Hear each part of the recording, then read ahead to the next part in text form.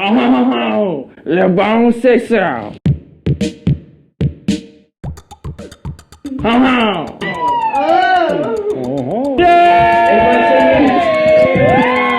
Somebody got caught in a fire and What kind of cheese is this? survived. Like made from buffalo milk? I've been to France. No, that's not French. That's a baby hippopotamus call.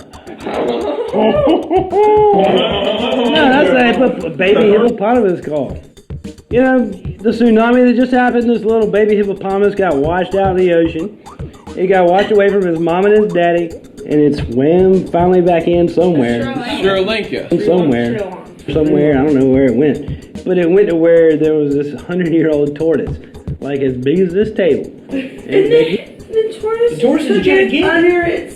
So now, there's this tortoise, when it goes somewhere, the little baby hippopotamus follows it around. So you're saying that there's a hippo. They hooked up. Anyway, 100-year-old tortoise and a little baby hippopotamus, and they're hanging out together. They're going around doing stuff like they take naps together. They love each other like a family. What, a hippopotamus and a tortoise? The tortoise, you know, while we eat our chicken, our carrots, and our onions and cucumbers, there's a tortoise and a hippopotamus going around having adventures together. I love it. Let's do it. So I'm running down the road, and like when you're running and you're jogging and it's a crowded road. Jogging? Mm-hmm. People will like wave at you in their car, and they're just kind of like, "Good job, way to run," you know, and you're just like, thanks, you know, and you just keep running, and it makes you feel good. Well, this woman waved to me in her car about 100 feet down the road. I see a cell phone on the side of the road in the grass. It was in the grass, in the woods.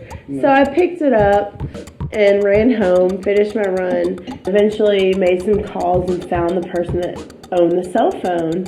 And we arranged to meet so she could take the cell phone. So we meet, and we kind of look at each other. And she says, "Do I know you?" And I'm like, "I don't think so." And then she goes, "Were you running today?" And I said, "You were the girl that waved at me." And we both kind of looked at each other like, that's more than a coincidence. More than a coincidence. I know a good story. I was in a war. The Great War. Stationed in France. We were in the trenches. It was Christmas Eve. Everything was dead silent, except for one lone German voice singing a Christmas carol. Before you know it, us Americans over on our side, we started to match our voices with the German voices.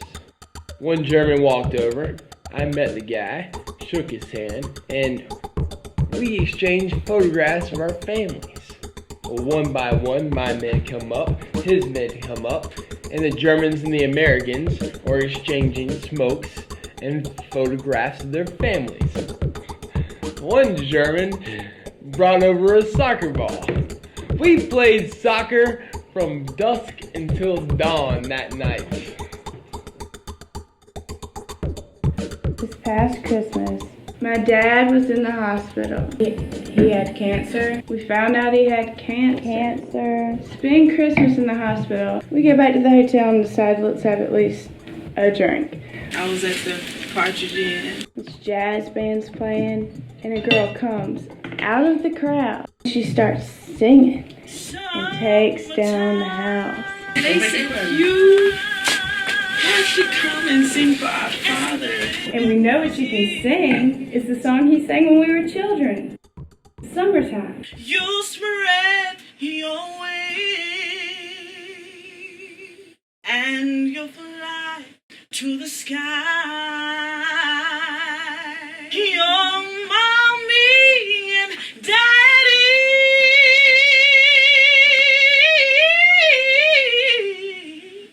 they'll be standing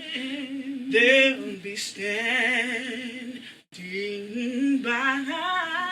So don't you cry. Everybody in the room starts crying. You should see the hospitals in Morocco. Oh, le bon c'est ça.